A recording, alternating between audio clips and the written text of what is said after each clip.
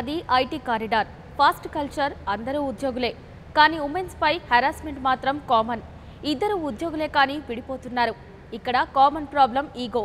విదేశీ culture, living రిలేషన్తో జీవితాలు బొగ్గిపాలు చేసుకుంటున్న అమ్మాయిలు. ఇలా ప్రాబ్లమ్స్తో సతమతమవుతున్న అనేక మంది జీవితాల్లో వెలుగులు నింపుతున్నారు she teams. Women's special day సందర్భంగా షీ టీమ్స్ ఇన్స్పెక్టర్ సునీత గారితో మా crime bureau chief Innareddy face to face. ఇద్దరు సాఫ్ట్వేర్ ఎంప్లాయీస్ ఉంటారు. వైఫ్ ది నైట్ షిఫ్ట్ ఉంటే హస్బెండ్ ది డే షిఫ్ట్ ఉంటుంది, లేకుంటే వైఫ్ నైట్ ఉంటే హస్బెండ్ ది డే షిఫ్ట్ అవ్వడం వల్ల వాళ్ళిద్దరూ ఒకరికొకరు టైం స్పెండ్ చేయలేకపోతున్నారు.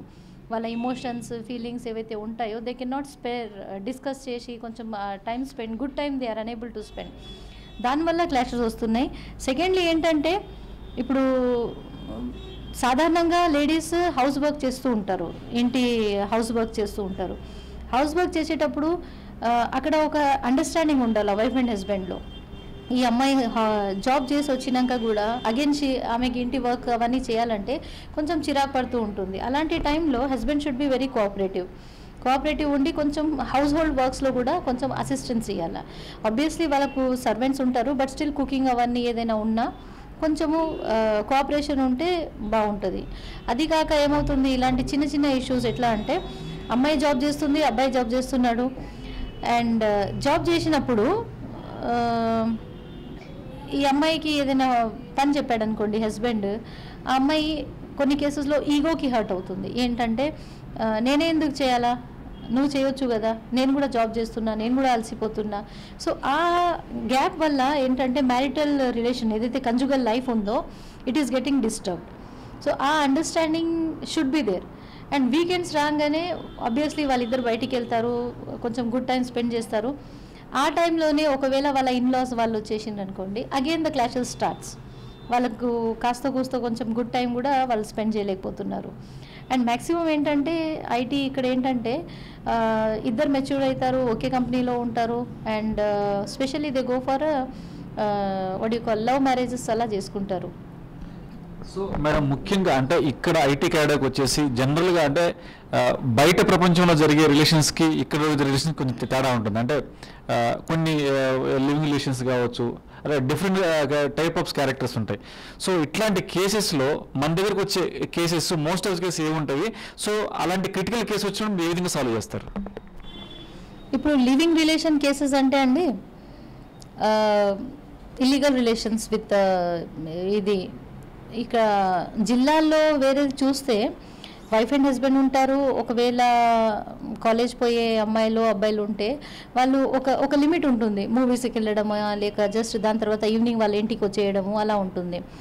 ఇక్కడ వచ్చేసి ఏమవుతుందంటే లివింగ్ రిలేషన్ స్టార్ట్ అయిపోతుంది. ఎందుకంటే వాళ్ళు they will be from other states, వేరే స్టేట్స్ నుంచి వస్తారు. పేరెంట్స్ ఉండరు అడగడానికి, ఈ అమ్మాయి జాబ్ చేస్తుంది, అబ్బాయి జాబ్ చేస్తున్నాడు, వాళ్ళిద్దరు హాస్టల్లో ఉంటారు. ఇద్దరు హాస్టల్కి బదులు డైరెక్ట్ ఒక ఇల్లు తీసుకొని, అపార్ట్మెంట్స్ తీసుకొని ఏదైనా లివింగ్ రిలేషన్లో వచ్చేస్తారు. దీనివల్ల ఏంటంటే హెల్త్ ఇష్యూస్ కూడా స్టార్ట్ అవుతాయండి. బికాస్ వాళ్ళు తీసుకున్న మెజర్స్ తీసుకుంటారు, precautionary measures when they are having physical relation, but still health issues start అయ్యి చాలా మటుకు అమ్మాయిలకి ఎఫెక్ట్ అవుతుంది. They will spoil. ఒక 2-3 కేసెస్లో అయితే చూశాను, అమ్మాయిలు 2-3 టైమ్స్ అబార్షన్స్ కూడా అయిపోయినాయి. 3 months 4 monthsకి అబార్షన్ అయిపోతుంది.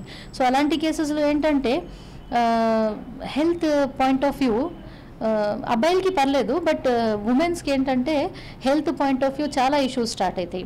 ఈవెన్ గైనిక్ ప్రాబ్లమ్స్ స్టార్ట్ అయిపోతాయి. సో దానివల్ల they should stop all these things, at least health point of view. So ఇలాంటి కేసెస్ వచ్చినప్పుడు, ఒకవేళ లివింగ్ రిలేషన్ ఒక కేసు వచ్చింది, సో అలాంటి కేసెస్ వచ్చినప్పుడు చాలా టిపికల్గా ఉంటుంది మేడం. ఇద్దరు యాక్సెప్ట్ అయ్యారు, ఇద్దరు కూడా కమిట్ అయ్యి వాళ్ళు రిలేషన్ స్టార్ట్ అయింది. బట్ వచ్చే వాళ్ళ వన్ సైడ్ కేసు పెట్టాల్సిన పరిస్థితి వస్తుంది. ఒక్కోసారి అమ్మాయి ఏం చేస్తుందంటే ఒక 2 months 3 months అతనితో లివింగ్ రిలేషన్ ఉంది, తర్వాత 3rd month వచ్చేసి అతని కేసు పెట్టే పరిస్థితి వచ్చింది. అట్లాంటప్పుడు ఆ కేసుని ఎలా డీల్ చేస్తారు?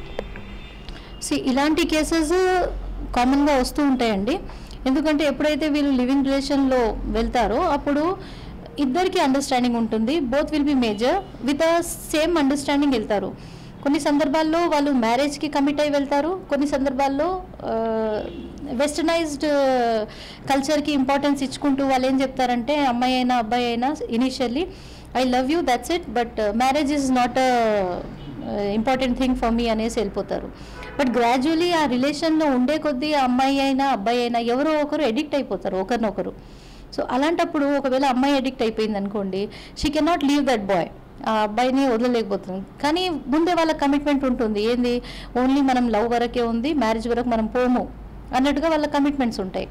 బట్ ఒక స్పాన్ 1 year 2 years లివింగ్ రిలేషన్లో ఉన్నందుకు ఓ బాండింగ్ ఏర్పడి అమ్మాయి అబ్బాయిని ఇమీడియట్గా వదలలేకపోతుంది. సో దానివల్ల అమ్మాయి విల్ కమ్ టు అస్, మన దగ్గర అప్రోచ్ అయ్యి కేసు అయినా లేకుంటే అబ్బాయిని నేను పెళ్లి చేసుకోవాలనుకుంటున్నా అని అంటుంది. అప్పుడు సాధారణంగా మనం పిలుస్తాము అబ్బాయికి ఎవరైతే ఉందో రిలేషన్లో, కానీ అబ్బాయి కూడా అప్పుడు రివీల్ చేస్తాడు. హీ విల్ సే ద ఫ్యాక్ట్కి మేము ముందే కమిట్ అయ్యాము, మ్యారేజ్ అనేది ఉండదు, only up to a living relation only అని చెప్తారు. బట్ స్టిల్ ఏంటంటే ఇక్కడ చట్టం ఏముందంటే లేడీస్ తరఫున ఉంది.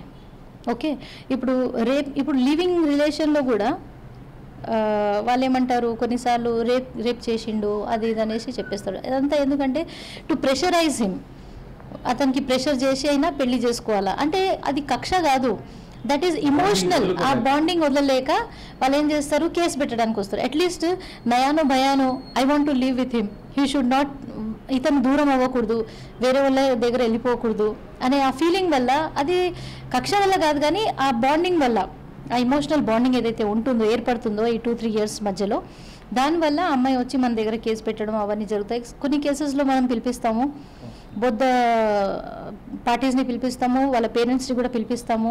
ఒకవేళ పేరెంట్స్కి if they don't have any objection అడుగుతాము, ఒకవేళ ఈ అమ్మాయి అబ్బాయి పెళ్లి చేసుకుంటే మీకు అబ్జెక్షన్ ఉందా అని అడుగుతాము. ఒకవేళ వాళ్ళు పేరెంట్స్ మాకేం అబ్జెక్షన్ లేదండి, if they want to marry వాళ్ళు చేసుకోవచ్చు అంటే అలాంటి సందర్భాల్లో కూడా పెళ్ళిళ్ళు కూడా చేసుకుంటారు. బట్ కొన్ని సందర్భాల్లో వాళ్ళు డివైడ్ కూడా అయిపోయే కేసెస్ ఉన్నాయి. సో మేము జనరల్గా అంటే ఐటీ క్యారిడార్కి సంబంధించి ఇలాంటి రిలేషన్స్ ఉన్న నేపథ్యంలో యూత్కి అంటే ఇప్పుడు ఇలాంటి ప్రాబ్లమ్స్ క్రియేట్ కాకముందే ఎలా ఉంటే బెటర్ ఉంటుంది, తర్వాత ఎవరికన్నా ఒక్కోసారి మేడం అంటే ఎంత జాబ్ ఉన్నప్పుడు కూడా బయటికి చెప్పుకోలేని పరిస్థితి ఉంటుంది.